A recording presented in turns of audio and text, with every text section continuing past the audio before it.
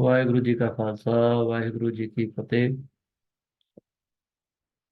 ਗੋਬਿੰਦੇ ਮੁਕੰਦੇ ਉਦਾਰੇ ਅਪਾਰੇ, ਹਰਿਯੰ ਕਰਿਯੰ ਨਿਨਾਮੇ ਅਕਾਮੇ।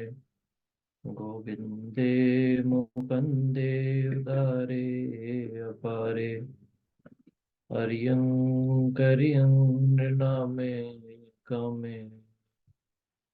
ਵਾਹਿਗੁਰੂ ਜੀ ਕਾ ਖਾਲਸਾ। ਵਾਹਿਗੁਰੂ ਜੀ ਕੀ ਫਤਿਹ। ਮਹਾਰਾਜ ਦੀ ਕਿਰਪਾ ਦੇ ਨਾਲ ਅੱਜ ਅਸੀਂ ਗੁਰਬਾਣੀ ਦੀ ਵਿਚਾਰ ਕਰਨੀ ਹੈ, ਜਿਹਦਾ ਨਾਮ ਹੈ ਸੁਚੱਜੀ। ਸੋ ਪਿਛਲੇ ਹਫਤੇ ਅਸੀਂ ਕੁਚੱਜੀ ਦੇ ਅਰਥ ਸਮਝੇ ਸੀਗੇ। ਸੋ ਥੋੜਾ ਜਿਹਾ ਰੀਕੈਪ ਕਰ ਲਈਏ। ਕੁਚੱਜੀ ਉਹ ਇਸਤਰੀ ਜੀਵ ਆਤਮਾ ਹੈ ਜਿਹਨੇ ਇਹ ਸਮਝ ਲਿਆ ਕਿ ਮੈਂ ਪ੍ਰਭੂ ਦੇ ਨਾਲ ਵਿਛੜੀ ਹੋਈ ਹਾਂ, ਪਰ ਜਿਹਦੇ ਵਿੱਚ ਹਜੇ ਅਵਗੁਣ ਵੀ ਬਹੁਤ ਨੇ, ਤੇ ਸਹਿਜੇ ਸਹਿਜੇ ਕੋਸ਼ਿਸ਼ ਕਰਦੀ ਹੈ ਕਿ ਮੈਂ ਪਰਮਾਤਮਾ ਦੇ ਰਾਹ ਦੇ ਉੱਤੇ ਤੁਰਨ ਦੀ ਕੋਸ਼ਿਸ਼ ਕਰਾਂ। ਸੋ ਹੁਣ ਉਹਦੀ ਮਨ ਦੀ ਅਵਸਥਾ ਬਣੀ ਹੈ ਸੁਚੱਜੀ। ਸੁਚੱਜੀ ਭਾਵ ਜਿਹਦੇ ਵਿੱਚ ਚੰਗੇ ਚੱਜ ਹੋਣ, ਉੱਤਮ ਚੱਜ ਹੋਣ, ਭਾਵ ਲੱਛਣ ਹੋਣ, ਜਿਹਦਾ ਆਚਰਣ ਇਦਾਂ ਸੁੱਚਾ ਹੋਣ ਲੱਗ ਜਾਵੇ। ਅਜੇ ਪੂਰੀ ਤਰੀਕੇ ਨਾਲ ਸੁੱਚਾ ਨਹੀਂ ਹੋਇਆ, ਪਰ ਸੁੱਚਾ ਹੋਣ ਲੱਗ ਗਿਆ। ਵੱਧ ਹੋਣ ਸਤੋ ਗੁਣੀ ਜਿਹੜੇ ਭਾਵ ਨੇ ਹਿਰਦੇ ਦੇ ਵਿੱਚ, ਉਹ ਪ੍ਰਗਟ ਹੋਣ ਲੱਗ ਗਏ। ਇਹਦੇ ਬਾਅਦ ਸੁਚੱਜੀ ਦੇ ਬਾਅਦ ਆਵੇਗਾ ਗੁਣਵੰਤੀ, ਭਾਵ ਗੁਣਾ ਦਾ ਜਿਹਦੇ ਵਿੱਚ ਖਜ਼ਾਨਾ ਭਰਿਆ ਹੋਇਆ ਹੈ। ਉਹ ਹੁੰਦਾ ਹੈ ਜਿਹਦੇ ਨਾਲ ਪ੍ਰਭੂ ਦੇ ਨਾਲ ਇੱਕਮਿਕ ਜੋ ਹੋ ਜਾਂਦਾ, ਉਹ ਗੁਣਵੰਤੀ ਹੋ ਜਾਂਦੇ ਨੇ। ਸੋ ਅੱਜ ਵਿਚਾਰ ਹੈ ਸੁਚੱਜੀ। ਸੋ ਬਾਣੀ ਪੜ੍ਹਦੇ ਹੋਏ, ਵਿਚਾਰ ਕਰਦੇ ਹੋਏ ਅਸੀਂ ਆਪਣੇ ਮਨ ਦੀ ਅਵਸਥਾ ਨੂੰ ਦੇਖਣਾ ਹੈ, ਝਾਤੀ ਮਾਰਨੀ ਹੈ ਹਿਰਦੇ ਦੇ ਵਿੱਚ ਹੀ ਕਿ ਸਾਡੀ ਮਨੋ ਅਵਸਥਾ ਕਿਹੋ ਜੀ ਹੈ। ਹਾਂਜੀ, ਸ਼ੁਰੂ ਕਰੀਏ। ਸੂਹੀ ਮਹੱਲਾ ਪਹਿਲਾ। ਸੁਚੱਜੀ। ਜਾਂ ਤੂੰ ਤਾਂ ਮੈਂ ਸਭ ਕੋ। ਕਹਿੰਦੇ ਨੇ ਕਿ हे ਪਰਮਾਤਮਾ, ਜਾ ਤੂੰ ਤਾਂ ਮੈਂ ਸਭ ਕੋ, ਤੇਰੇ ਕਿਰਪਾ ਦੇ ਨਾਲ ਹੀ ਮੈਂ ਸਾਰਿਆਂ ਦੇ ਨਾਲ ਉੱਠਦਾ ਬੈਠਦਾ ਹਾਂ। ਇਹ ਸਮਝ ਲਿਆ ਹੈ ਜੀਵ ਆਤਮਾ ਨੇ। ਪਹਿਲਾਂ ਸਮਝਦਾ ਸੀ ਕਿ ਮੈਂ ਹੀ ਕਰਦਾ ਹਾਂ, ਤਾਂ ਜਦ ਇਦਾਂ ਮੈਂ ਕਰਕੇ ਭਾਵਨਾ ਹੁੰਦੀ ਸੀ, ਸੋ ਉਹ ਕੁਚੱਜੀ ਹੁੰਦਾ ਹੈ। ਹੁਣ ਸਮਝ ਲਿਆ, ਜਾ ਤੂੰ ਤਾਂ ਮੈਂ ਸਭ ਕੋ, ਜੇ ਤੂੰ ਹੈ, ਤੇਰੀ ਕਿਰਪਾ ਹੈ, ਤਾਂ ਮੈਂ ਸਾਰਿਆਂ ਦੇ ਨਾਲ ਆਚਾਰ ਵਿਹਾਰ ਕਰਦਾ ਹਾਂ, ਨਹੀਂ ਤਾਂ ਤੇਰੇ ਬਿਨਾ ਕੁਝ ਨਹੀਂ ਹੋ ਸਕਦਾ। ਹਾਂਜੀ। ਤੂੰ ਸਾਹਿਬ ਮੇਰੀ ਰਾਸ ਜਿਉ। ਤੂੰ ਸਾਹਿਬ ਭਾਵ ਦੇਣ ਵਾਲਾ ਪ੍ਰਭੂ ਹੈ, ਮਾਲਿਕ ਹੈ ਮੇਰਾ, ਮੇਰੀ ਰਾਸ ਜੀਓ। ਤੂੰ ਹੀ ਗੁਣਾ ਦਾ ਖਜ਼ਾਨਾ ਹੈ, ਤੂੰ ਹੀ ਸ਼ਕਤੀਆਂ ਦਾ ਭੰਡਾਰ ਹੈ। ਤੇਰੀ ਕਿਰਪਾ ਦੇ ਨਾਲ ਹੀ ਮੈਂ ਕੋਈ ਕੰਮ ਕਰਦਾ ਹਾਂ। ਹਾਂਜੀ। ਤੁਧ ਅੰਤਰ ਹੋ ਸੁਖ ਬਸਾ। ਰਾਸ ਦੇ ਅਰਥ ਇਹ ਵੀ ਹੁੰਦੇ ਹਨ ਪੂੰਜੀ। ਜਿਵੇਂ ਆਪਣੇ ਜੇਬ ਦੇ ਵਿੱਚ ਦਮੜੇ ਹੋਣ ਤਾਂ ਆਪਾਂ ਕੋਈ ਨਾ ਕੋਈ ਪਦਾਰਥ ਲੈ ਲੈਂਦੇ ਹਾਂ, ਹੈ ਨਾ। ਉਹਦੇ ਬਿਨਾ ਕੋਈ ਕੰਮ ਨਹੀਂ ਹੁੰਦਾ।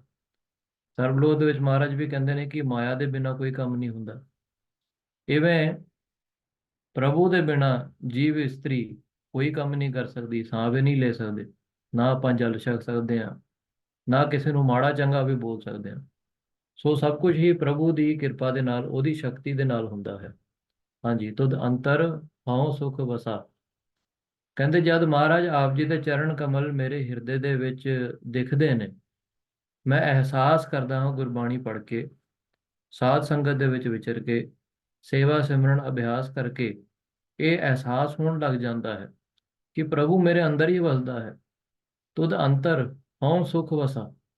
ਜਦ ਇਹ ਸਮਝਿਆ ਕਿ ਮਹਾਰਾਜ ਆਪ ਜੀ ਤਾਂ ਮੇਰੇ ਅੰਦਰ ਹੀ ਹੋ, ਆਪ ਜੀ ਤੇ ਹਿਰਦੇ ਦੇ ਵਿੱਚ ਨਿਵਾਸ ਕਰਦੇ ਹੋ, ਸੰਤਾਂ ਦੇ ਵਿੱਚ ਨਿਵਾਸ ਕਰਦੇ ਹੋ, ਗੁਰਬਾਣੀ ਆਪ ਜੀ ਦਾ ਰੂਪ ਹੈ, ਇਹ ਸੰਸਾਰ ਆਪ ਜੀ ਦਾ ਰੂਪ ਹੈ, ਤੇ ਫਿਰ ਸੁਖ ਵਸਾ।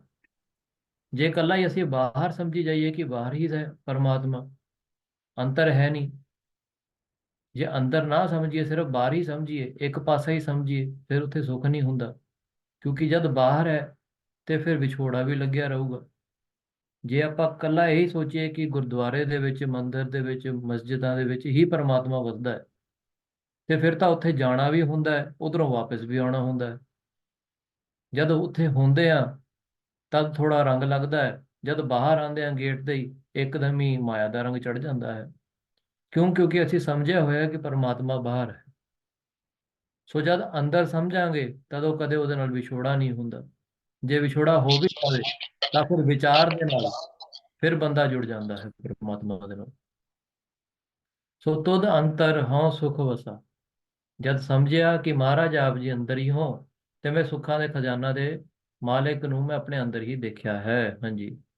ਤੂੰ ਅੰਤਰ ਸਾਬਾਸ ਜਿਉ। ਹਾਂ, ਤੂੰ ਸਾਰਿਆਂ ਦੀ ਆਸ ਨੂੰ ਜਾਣਨ ਵਾਲਾ ਹੈ। ਸਾਬਾਸ ਦੇ ਇਹ ਵੀ ਅਰਥ ਨੇ ਕਿ ਸਾਰਿਆਂ ਨੂੰ ਜਾਣਨ ਵਾਲਾ। ਸਾਬਾਸ ਦੇ ਇਹ ਵੀ ਅਰਥ ਨੇ ਕਿ ਜਦ ਮਹਾਰਾਜ ਆਪ ਜੀ ਮੇਰੇ ਹਿਰਦੇ ਦੇ ਵਿੱਚ ਵਸਣ ਲੱਗ ਗਏ, ਜਾਣ ਲਿਆ ਕਿ ਆਪ ਅੰਦਰ ਹੋ, ਤੇ ਹੁਣ ਸਾਰੀ ਦੁਨੀਆ ਮੇਰੀ ਉਸਤਤ ਕਰਦੀ ਹੈ, ਸਾਰੀ ਜੈ ਜੈਕਾਰ ਕਰਦੀ ਹੈ।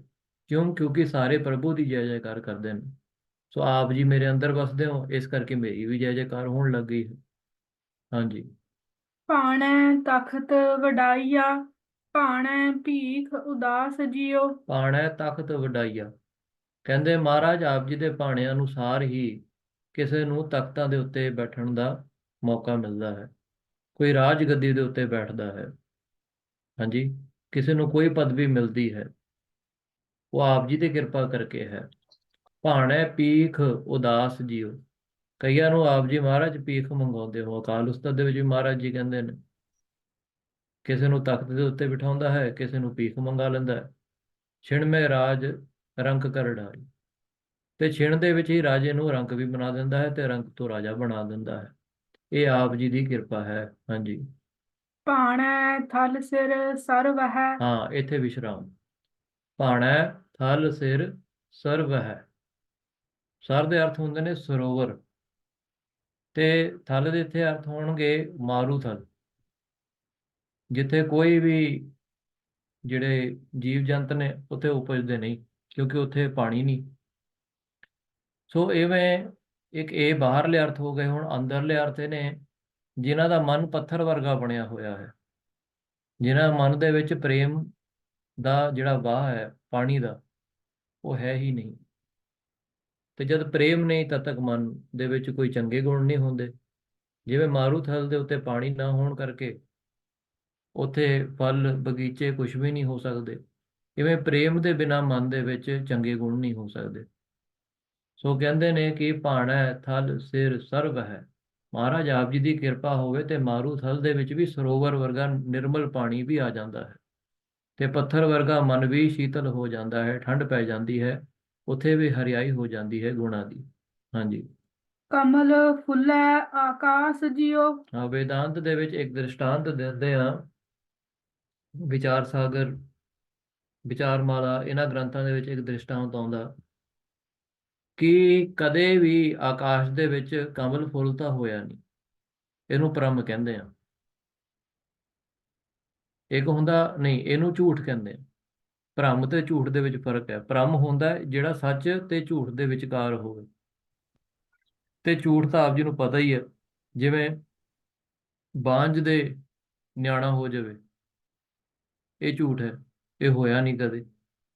ਇਵੇਂ ਇੱਥੇ ਕਹਿੰਦੇ ਨੇ ਕਿ ਕਵਲ ਫੁੱਲੈ ਆਕਾਸ ਜੀਉ, ਜੇ ਆਪ ਜੀ ਦੀ ਮਿਹਰ ਦੀ ਕਿਰਪਾ ਹੋਵੇ, ਆਪ ਜੀ ਝੂਠ ਨੂੰ ਵੀ ਸੱਚ ਬਣਾ ਦਿੰਦੇ ਹੋ। ਆਕਾਸ਼ ਦੇ ਵਿੱਚ ਵੀ ਕਵਲ ਫੁੱਲ ਆਪ ਜੀ ਦੀ ਕਿਰਪਾ ਨਾਲ ਲੱਗ ਸਕਦੇ ਨੇ। ਸੋ ਕਈ ਮਹਾਂਪੁਰਖਾਂ ਤੋਂ ਅਸੀਂ ਕਥਾ ਦੇ ਵਿੱਚ ਉਦਾਂ ਹੀ ਸੁਣ ਲੈਂਦੇ ਹਾਂ, ਸੰਤ ਬਾਬਾ ਮਹਾਰ ਨਾਮ ਸਿੰਘ ਜੀ ਦੀ ਜੀਵਨੀ ਦੇ ਵਿੱਚ ਵੀ, ਕਿ ਉਹਨਾਂ ਨੂੰ ਆਕਾਸ਼ ਦੇ ਵਿੱਚੋਂ ਹੀ ਤੱਤ ਮਿਲਦੇ ਸੀ। ਸੋ ਕਈ ਗਿਆਨੀ ਇਹ ਚੀਜ਼ਾਂ ਦਾ ਫਿਰ ਖੰਡਨ ਕਰਦੇ ਨੇ ਕਿ ਇਹ ਤਾਂ ਹੋ ਹੀ ਨਹੀਂ ਸਕਦਾ, ਸਾਇੰਸ ਤਾਂ ਇਹ ਇਦਾਂ ਕਹਿੰਦੀ ਹੀ ਨਹੀਂ। ਕਈ ਮਹਾਂਪੁਰਖਾਂ ਦੇ ਜੀਵਨੀ ਦੇ ਵਿੱਚ ਬਹੁਤ ਗੱਲਾਂ ਹੁੰਦੀਆਂ ਨੇ, ਕਥਾ ਹੁੰਦੀਆਂ ਨੇ। ਸੋ ਆਪਾਂ ਹੁਣ ਸਾਇੰਸ ਦੇ ਅਨੁਸਾਰ ਚੱਲੀਏ ਕਿ ਗੁਰਬਾਣੀ ਦੇ ਅਨੁਸਾਰ ਚੱਲੀਏ? ਗੁਰਬਾਣੀ ਤਾਂ ਕਹਿੰਦੀ ਹੈ ਜੇ ਮਹਾਰਾਜ ਦਾ ਭਾਣਾ ਹੋਵੇ ਤੇ ਆਕਾਸ਼ ਦੇ ਵਿੱਚ ਵੀ ਕਵਲ ਫੁੱਲ ਲੱਗ ਸਕਦੇ। ਹਾਂਜੀ। ਭਾਣੈ ਪਵ ਜਲ ਲੰਘੀਐ। ਹਾਂ, ਇੱਥੇ ਵਿਸ਼ਰਾਮ। ਭਾਣਾ ਭਵਜਲ ਲੰਗੀ ਹੈ। ਇਸ ਸੰਸਾਰ ਰੂਪੀ ਮਾਇਆ ਦਾ ਜਿਹੜਾ ਭਵਜਲ ਹੈ, ਇਸ ਤੋਂ ਵੀ ਆਪ ਜੀ ਦੇ ਕਿਰਪਾ ਦੇ ਦੁਆਰਾ ਹੀ ਲੰਘਿਆ ਜਾਂਦਾ ਹੈ। ਸੋ ਇੱਥੇ ਵਿਸ਼ਰਾਮ ਲਾ ਕਰਕੇ ਇਹਦੇ ਤੇ ਵਿਚਾਰ ਡੂੰਘਿਆਈ ਦੇ ਵਿੱਚ ਜਾਓ। ਭਾਣਾ, ਜੇ ਆਪ ਜੀ ਨੂੰ ਚੰਗਾ ਲੱਗੇ ਤਾਂ ਹੀ ਜੀਵ ਤਰਦਾ ਹੈ।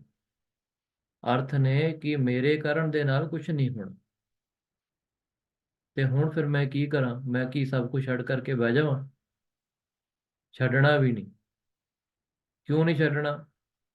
ਜੋ ਅਸੀਂ ਪਾਠ ਕਰਦੇ ਹਾਂ, ਸੰਗਤ ਕਰਦੇ ਹਾਂ, ਸੇਵਾ ਸਿਮਰਨ ਅਭਿਆਸ ਕਰਦੇ ਹਾਂ ਭਵ ਸਾਗਰ ਦੇ ਤਰਨ ਦੇ ਲਈ, ਗਿਆਨੀ ਜਨ ਕਹਿੰਦੇ ਨੇ ਉਹ ਇਸ ਪ੍ਰਕਾਰ ਹੈ ਕਿ ਜਿਵੇਂ ਸਮੁੰਦਰ ਦੇ ਵਿੱਚੋਂ ਵਿੱਚ ਕੋਈ ਪਾਣੀ ਦੇ ਵਿੱਚ ਸਮੁੰਦਰ 'ਚ ਡਿੱਗ ਜਾਵੇ ਤੇ ਉਹ ਬਚਣ ਲਈ ਹੱਥ ਪੈਰ ਤਾਂ ਜ਼ਰੂਰ ਮਾਰਦਾ ਹੀ ਹੈ,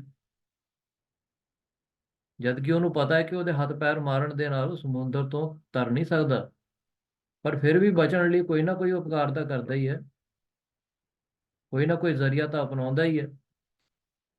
ਉੱਥੇ ਚਲਾਉਂਦਾ ਵੀ ਹੈ ਕਿ ਹੋਰੇ ਮੈਨੂੰ ਕੋਈ ਸੁਣ ਲਵੇ, ਪਰ ਹੈ ਪਾਣੀ ਦੇ ਵਿੱਚੋਂ ਵਿੱਚ। ਇਵੇਂ ਜੀਵ ਆਤਮਾ ਅਨੇਕ ਪ੍ਰਕਾਰ ਦੇ ਕਰਮ ਕਰਦੀ ਹੈ, ਧਰਮ ਦੇ ਕਰਮ ਕਰਦੀ ਹੈ, ਦੁਨਿਆਵੀ ਵੀ ਕਰਮ ਕਰਦੀ ਹੈ, ਪਰ ਜਿਹੜਾ ਭਗਤ ਹੈ ਉਹ ਸੇਵਾ ਸਿਮਰਨ ਨਾਮ ਅਭਿਆਸ ਇਹ ਸਭ ਕੁਝ ਇਵੇਂ ਹੈ ਕਿ ਸਮੁੰਦਰ ਦੇ ਵਿੱਚੋਂ ਵਿੱਚ ਕੋਸ਼ਿਸ਼ ਕਰਦਾ ਹੈ ਪਰਮਾਤਮਾ ਨੂੰ ਹਾਕ ਮਾਰਨ ਦੀ, ਮਹਾਰਾਜ ਮੈਨੂੰ ਬਚਾ ਲਓ, ਬਸ ਇਸ ਤੋਂ ਵੱਧ ਕੁਝ ਨਹੀਂ। ਇਹ ਨਹੀਂ ਕਿ ਤੁਸੀਂ ਜਿੰਨਾ ਮਰਜ਼ੀ ਸੇਵਾ ਸਿਮਰਨ ਕਰ ਲਓ ਤੇ ਇਹਦੇ ਨਾਲ ਪ੍ਰਭੂ ਪ੍ਰਾਪਤੀ ਹੋ ਜਾਊਗੀ, ਨਹੀਂ ਹੋ ਸਕਦਾ। ਮਹਾਰਾਜ ਕਹਿੰਦੇ ਕਿ ਉਹ ਮੰਤਰ ਦੇ ਬਸ ਵੀ ਨਹੀਂ ਆਉਂਦਾ, ਅਕਾਲ ਉਸਤਤ ਦੇ ਵਿੱਚ ਜੰਤਰ ਦੇ ਵਸ ਵੀ ਨਹੀਂ ਆਉਂਦਾ, ਤੰਤਰ ਦੇ ਵਸ ਵੀ ਨਹੀਂ ਆ ਸਕਦਾ। ਕਿਵੇਂ ਆਉਂਦਾ ਹੈ? ਬਸ ਭਾਣਾ ਹੈ। ਭਾਣਾ ਹੈ ਪਉਜਲ ਲੰਗੀ ਹੈ। ਜੇ ਉਹਦੀ ਕਿਰਪਾ ਹੋਵੇ ਤੇ ਆਪ ਹੀ ਇੱਕ ਉਹ ਲਹਿਰ ਰੂਪ ਹੋ ਕਰਕੇ ਜੀਵ ਆਤਮਾ ਨੂੰ ਕੰਢੇ ਤੇ ਲਾ ਦਿੰਦਾ ਹੈ। ਸੋ ਉਹੀ ਜਲ ਜੋ ਸਮੁੰਦਰ ਦੇ ਵਿੱਚ ਹੈ ਜੀਵ ਆਤਮਾ ਨੂੰ ਡੋਬ ਵੀ ਦਿੰਦਾ ਹੈ, ਪਰ ਉਹੀ ਜਲ ਲੰਘਾ ਵੀ ਸਕਦਾ ਹੈ, ਪਉਜਲ ਪਾਰ ਵੀ ਕਰਾ ਸਕਦਾ ਹੈ। ਸੋ ਪਰਮਾਤਮਾ ਦਾ ਇਹ ਚੋਜ ਨਿਰਾਲਾ ਹੈ, ਕਈਆਂ ਨੂੰ ਉਹ ਡੋਬ ਦਿੰਦਾ ਹੈ, ਕਈਆਂ ਨੂੰ ਉਤਾਰ ਦਿੰਦਾ ਹੈ। ਹਾਂਜੀ। ਭਾਣੈ ਮੰਜ ਭਰੀ ਆਸ ਜਿਉ। ਹਾਂ, ਕਈਆਂ ਨੂੰ ਉਹ ਡੋਬ ਵੀ ਦਿੰਦਾ ਹੈ। ਹਾਂਜੀ। ਭਾਣੈ ਸੋ ਸਹੁ ਰੰਗਲਾ। ਮਹਾਰਾਜ ਜੀ ਆਪ ਜੀ ਦੇ ਕਿਰਪਾ ਦੇ ਨਾਲ ਹੀ ਭਾਣਾ ਸੋ ਸਹੋ ਰੰਗਲਾ ਮੇਰੀ ਗੁਰੂ ਦੇ ਨਾਲ ਬਣ ਆਉਂਦੀ ਹੈ। ਹੁਣ ਪਰਮਾਤਮਾ ਨੂੰ ਤਾਂ ਕਿਸੇ ਨੇ ਦੇਖਿਆ ਨਹੀਂ, ਉਹ ਤਾਂ ਨਿਰਗੁਣ ਨਿਰੰਕਾਰ ਰੂਪ ਹੈ, ਤੇ ਪਰ ਉਹ ਦਿਖਦਾ ਕਿਵੇਂ ਹੈ? ਫਿਰ ਕਿਵੇਂ ਉਪਦੇਸ਼ ਦਿੰਦਾ ਹੈ? ਉਹ ਗੁਰੂ ਦੇ ਰੂਪ ਦੇ ਵਿੱਚ ਉਪਦੇਸ਼ ਦਿੰਦਾ ਹੈ, ਗੁਰਬਾਣੀ ਦੇ ਰੂਪ ਦੇ ਵਿੱਚ ਉਪਦੇਸ਼ ਦਿੰਦਾ ਹੈ, ਸਾਧ ਸੰਗਤ ਮਹਾਂਪੁਰਖਾਂ ਦੇ ਰੂਪ ਦੇ ਵਿੱਚ ਉਪਦੇਸ਼ ਦੇਣ ਵਾਲਾ ਹੈ, ਕਿਉਂਕਿ ਉਹਦਾ ਸਰਗੁਣ ਰੂਪ ਹੈ। ਨਿਰਗੁਣ ਰੂਪ ਤਾਂ ਕਿਸੇ ਨੇ ਕੋਈ ਉਪਦੇਸ਼ ਲਿਆ ਨਹੀਂ, ਹੈ ਨਾ। ਉਹ ਕੋਈ ਨਾ ਕੋਈ ਆਕਾਰ ਲੈ ਕਰਕੇ ਹੀ ਉਹ ਆਪਣਾ ਰੂਪ ਦਿੰਦਾ ਹੈ। ਕਿਸੇ ਦਾ ਉਹ ਆਕਾਰ ਲੈਂਦਾ ਹੈ ਸ਼ਬਦ ਦਾ, ਸ਼ਬਦ ਵੀ ਉਹਦਾ ਹੀ ਰੂਪ ਹੈ। ਮਹਾਂਪੁਰਖਾਂ ਦੇ ਜਿਹੜੇ ਬਚਨ ਨੇ ਉਹ ਵੀ ਉਹਦਾ ਹੀ ਰੂਪ ਹੈ। ਸੋ ਸਾਧ ਸੰਗਤ ਵੀ ਉਹਦਾ ਹੀ ਰੂਪ ਹੈ। ਇਹ ਉਹਦੇ ਸਾਰੇ ਹੀ ਸਰਗੁਣ ਰੂਪ ਨੇ, ਪਰ ਜਿਹੜਾ ਨਾਮ ਹੈ ਉਹ ਸਰਗੁਣ ਨਿਰਗੁਣ ਤੋਂ ਉੱਚਾ ਜਿਹੜਾ ਰੂਪ ਹੈ, ਜਿਹੜਾ ਦੋਨੋਂ ਨੂੰ ਪ੍ਰਗਟ ਕਰਨ ਵਾਲਾ ਹੈ, ਉਹ ਨਾਮ ਹੈ। ਸੋ ਇਸ ਕਰਕੇ ਸਾਡੇ ਲਈ ਮਹਾਰਾਜ ਨੇ ਦੱਸਿਆ ਹੈ ਕਿ ਸਭ ਤੋਂ ਸ਼੍ਰੇਸ਼ਟ ਤਰੀਕਾ ਪ੍ਰਭੂ ਪ੍ਰਾਪਤੀ ਲਈ ਉਹ ਹੈ ਨਾਮ ਅਭਿਆਸ, ਨਾਮ ਦਾ ਸਹਾਰਾ ਲੈਣਾ। ਕਿਉਂ? ਕਿਉਂਕਿ ਇਹ ਨਿਰਗੁਣ ਸਰਗੁਣ ਨੂੰ ਪ੍ਰਗਟ ਕਰਨ ਵਾਲਾ ਹੈ। ਨਾਮ ਦੇ ਕਿਰਪਾ ਦੇ ਨਾਲ ਹੀ ਅਸੀਂ ਨਿਰਗੁਣ ਨੂੰ ਵੀ ਜਾਣ ਲੈਂਦੇ ਹਾਂ ਤੇ ਸਰਗੁਣ ਨੂੰ ਵੀ ਜਾਣ ਲੈਂਦੇ ਹਾਂ, ਪਰ ਹੈ ਉਹ ਸਾਰੇ ਹੀ ਉਹਦੇ ਰੂਪ ਨੇ। ਸੋ ਭਾਣੈ ਸਹੋ, ਹਾਂਜੀ ਫਿਰ ਪੜੀਏ। ਭਾਣੈ ਸੋ ਸਹੋ ਰੰਗੁਲਾ। ਮਹਾਰਾਜ ਜੀ ਆਪ ਜੀ ਦੇ ਕਿਰਪਾ ਦੇ ਨਾਲ ਹੀ, ਆਪ ਜੀ ਦੀ ਮਿਹਰ ਦੀ ਦ੍ਰਿਸ਼ਟੀ ਦੇ ਨਾਲ ਹੀ ਮੇਰੀ ਗੁਰੂ ਦੇ ਨਾਲ ਸਹੋ ਭਾਵ ਆਪਣੇ ਜਿਹੜਾ ਗੁਰੂ ਹੈ ਉਹਦੇ ਨਾਲ ਰੰਗੁਲਾ ਮੈਂ ਇੱਕਮਿਕ ਹੋ ਜਾਂਦਾ। ਜਿਹੜਾ ਗੁਰੂ ਦਾ ਰੰਗ ਹੈ ਉਹ ਮੇਰੇ ਤੇ ਚੜ ਜਾਂਦਾ ਹੈ। ਜੋ ਗੁਰੂ ਦਾ ਬਾਣਾ ਹੈ ਉਹੀ ਮੇਰਾ ਬਾਹਰਲਾ ਵੀ ਬਾਣਾ ਹੋ ਜਾਂਦਾ ਹੈ, ਤੇ ਮੇਰੀ ਮਨ ਦੀ ਵੀ ਅਵਸਥਾ ਇਹੋ ਜੀ ਮਹਾਰਾਜ ਆਪ ਜੀ ਬਣਾ ਦਿੰਦੇ ਹੋ ਜਿਵੇਂ ਗੁਰੂ ਹੈ। ਹਾਂਜੀ। ਸਿਫਤ ਰਤਾ ਗੁਣ ਦਾਸ ਜਿਉ। ਸੋ ਇਸ ਕਰਕੇ ਆਪ ਜੀ ਦੀ ਮੈਂ ਸਿਫਤ ਸਲਾਹ ਹਮੇਸ਼ਾ ਹੀ ਕਰਦਾ ਰਹਿੰਦਾ ਹਾਂ। ਹਾਂਜੀ। ਭਾਣੈ ਸਹੋ ਭੀ ਹਾਵਲਾ। ਹਉ ਆਵਣ ਜਾਣ ਮੁਈ ਆਸ ਜਿਉ। ਮਹਾਰਾਜ ਆਪ ਜੀ ਦੇ ਮਿਹਰ ਦੀ ਦ੍ਰਿਸ਼ਟੀ ਦੇ ਨਾਲ ਹੀ ਮਾਇਆ ਦਾ ਜਿਹੜਾ ਭਵ ਸਾਗਰ ਜਿਹੜਾ ਡਰਾਵਣਾ ਹੈ ਵੀ ਹਾਵਲਾ, ਇਸ ਨੂੰ ਵੀ ਪਾਰ ਕੀਤਾ ਜਾਂਦਾ ਹੈ। ਹਉ ਆਵਣ ਜਾਣ ਮੁਈ ਆਸ ਜਿਉ, ਤੇ ਮੇਰਾ ਆਣਾ ਜਾਣਾ ਵੀ ਆਪ ਜੀ ਦੇ ਕਿਰਪਾ ਦੇ ਨਾਲ ਹੀ ਕੱਟਿਆ ਜਾਵੇਗਾ। ਹੁਣ ਇਹਦੇ ਦੂਜੇ ਅਰਥ ਵੀ ਲਓ। ਭਾਣੈ ਸਹੋ ਭੀ ਹਾਵਲਾ, ਜੇ ਮਹਾਰਾਜ ਜੀ ਕਿਸੇ ਦੇ ਉੱਤੇ ਕਰੋਪ ਦੀ ਦ੍ਰਿਸ਼ਟੀ ਕਰ ਦੇਣ ਤੇ ਫਿਰ ਉਹ ਭਵ ਸਾਗਰ ਦੇ ਵਿੱਚ ਡੁੱਬ ਜਾਂਦਾ ਹੈ, ਤੇ ਜੇ ਮਹਾਰਾਜ ਜੀ ਚਾਹਣ ਤਾਂ ਜੀਵ ਆਤਮਾ ਨੂੰ ਜਨਮ ਮਰਨ ਦੇ ਗੇੜ ਦੇ ਵਿੱਚ ਲਾਈ ਰੱਖਦਾ ਹੈ। ਹਾਂਜੀ। ਤੂੰ ਸਹੁ ਅਗਮ ਅਤੋਲਵਾ, ਹੋ ਕਹਿ ਕਹਿ ਟਹਿ ਪਈ ਆਸ ਜਿਉ। ਤੂੰ ਸਹੋ ਅਗਮ ਅਤੁਲਵਾ, ਇੱਥੇ ਵਿਸ਼ਰਾਮ ਹੈ।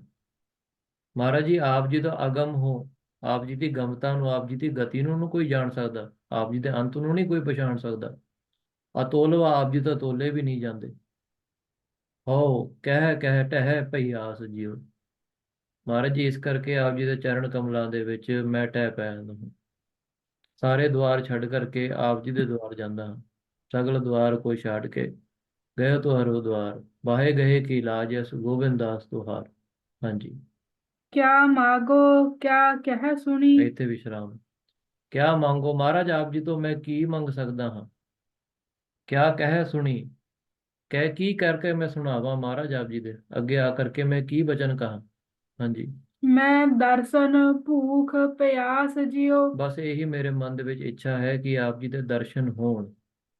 ਸੋ ਦਰਸ਼ਨ ਦੋ ਪ੍ਰਕਾਰ ਦੇ ਨੇ, ਇਹ ਵੀ ਆਪ ਜੀ ਨੂੰ ਚੰਗੀ ਤਰ੍ਹਾਂ ਆਪ ਜੀ ਇਸ ਗੱਲ ਨੂੰ ਮਨ ਦੇ ਵਿੱਚ ਬਿਠਾ ਲਓ। ਇੱਕ ਹੈ ਸਰਗੁਣ ਤੇ ਦੂਜਾ ਹੈ ਨਿਰਗੁਣ।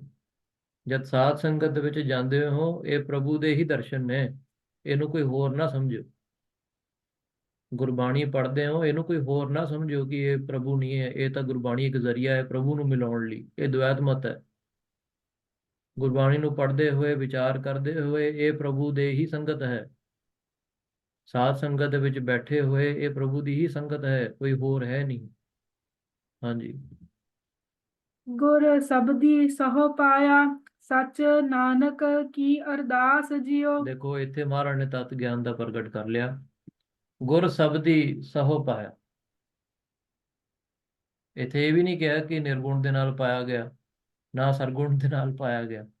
ਮਹਾਰਾਜ ਨੇ ਕਿਹਾ ਗੁਰ ਸਬਦੀ ਸਹੁ ਪਾਇਆ। ਜਿਨ੍ਹਾਂ ਨੇ ਗੁਰਬਾਣੀ ਰੂਪੀ ਪਰਮਾਤਮਾ ਦਾ ਲੜ ਫੜਿਆ ਹੈ, ਉਹਨਾਂ ਨੂੰ ਪਰਮੇਸ਼ਰ ਦੀ ਪ੍ਰਾਪਤੀ ਹੋਈ ਹੈ। ਹਾਂਜੀ। ਸੱਚ ਨਾਨਕ ਕੀ ਅਰਦਾਸ ਜੀਓ। ਧੰਨ ਗੁਰੂ ਨਾਨਕ ਦੇਵ ਜੀ ਮਹਾਰਾਜ ਸਾਨੂੰ ਦੱਸਦੇ ਨੇ, ਇਹ ਅਰਦਾਸ ਅਸੀਂ ਮਹਾਰਾਜ ਦੇ ਅੱਗੇ ਕਰਿਆ ਕਰੀਏ, ਅਕਾਲ ਪੁਰਖ ਪਰਮੇਸ਼ਰ ਦੇ ਅੱਗੇ, ਕਿ ਮਹਾਰਾਜ ਮੇਰੀ ਤੇ ਇੱਕ ਇਹੀ ਆਸਾ ਹੈ ਕਿ ਮੈਨੂੰ ਆਪ ਜੀ ਦੇ ਦਰਸ਼ਨ ਹੋਣ। ਤੇ ਦਰਸ਼ਨ ਆਪ ਜੀ ਨੂੰ ਸਮਝਾ ਚੁੱਕੇ ਹਾਂ, ਦੋ ਪ੍ਰਕਾਰ ਦੇ ਨੇ। ਜੇ ਆਪ ਜੀ ਉਸ ਨੂੰ ਦ੍ਰਿੜ ਕਰ ਲਓ ਤੇ ਤੁਹਾਨੂੰ ਹਮੇਸ਼ਾ ਹੀ ਦਰਸ਼ਨ ਹੋਣਗੇ, ਫਿਰ ਮੰਗਣ ਦੀ ਵੀ ਨਹੀਂ ਲੋੜ ਪੈਂਦੀ। ਜੇ ਦ੍ਰਿੜ ਹੋ ਜਾਵੇ, ਜਦ ਤੱਕ ਦ੍ਰਿੜ ਨਹੀਂ ਹੁੰਦਾ ਤਦ ਤੱਕ ਮੰਗਣ ਦੀ ਲੋੜ ਹੈ, ਤਦ ਤੱਕ ਅਸੀਂ ਮੰਗਦੇ ਰਹੀਏ। ਹਾਂਜੀ, ਮਹਾਰਾਜ ਕਿਰਪਾ ਕਰਨ। ਅਗਲੇ ਕਲਾਸ ਦੇ ਵਿੱਚ ਅਸੀਂ ਗੁਣਵੰਤੀ ਦੇ ਵਿਚਾਰ ਕਰਾਂਗੇ। ਹੁਣ ਆਪ ਜੀ ਨੇ ਸੁਣ ਲਿਆ ਹੈ, ਸਰਵਣ ਕੀਤਾ ਹੈ, ਕੁਚੱਜੀ ਕੀ ਹੈ, ਸੁਚੱਜੀ ਕੀ ਹੈ। ਇਸ ਤਰੀਕੇ ਨਾਲ ਆਪਣੇ ਮਨ ਨੂੰ ਹੁਣ ਭਾਂਫ ਲੈਣਾ ਕਿ ਆਪ ਜੀ ਦਾ ਅਤੇ ਮੇਰਾ ਵੀ ਮਨ ਕਿੱਥੇ ਹੈ, ਅਸੀਂ ਦੇਖਣਾ ਹੈ। ਤੇ ਉਹਦੇ ਅਨੁਸਾਰ ਅਸੀਂ ਫਿਰ ਆਪਣੇ ਮਨ ਨੂੰ ਢਾਲਣਾ ਹੈ, ਤਾਂ ਕਿ ਅਸੀਂ ਗੁਣਵੰਤੀ ਦੀ ਅਵਸਥਾ ਤੱਕ ਪਹੁੰਚ ਜਾਈਏ। ਤੇ ਮਹਾਰਾਜ ਨੇ ਸਾਨੂੰ ਇਹ ਮਨੁੱਖਾ ਜਨਮ ਇਸੇ ਕਰਕੇ ਦਿੱਤਾ ਹੈ। ਹਾਂਜੀ। ਕੋਈ ਵਿਚਾਰ ਦੇ ਘਾਟ ਵੱਧ ਲਈ ਆਪ ਜੀ ਨੇ ਮੈਨੂੰ ਮਾਫ ਕਰਨਾ। ਵਾਹਿਗੁਰੂ ਜੀ ਕਾ ਖਾਲਸਾ, ਵਾਹਿਗੁਰੂ ਜੀ ਕੀ ਫਤਿਹ।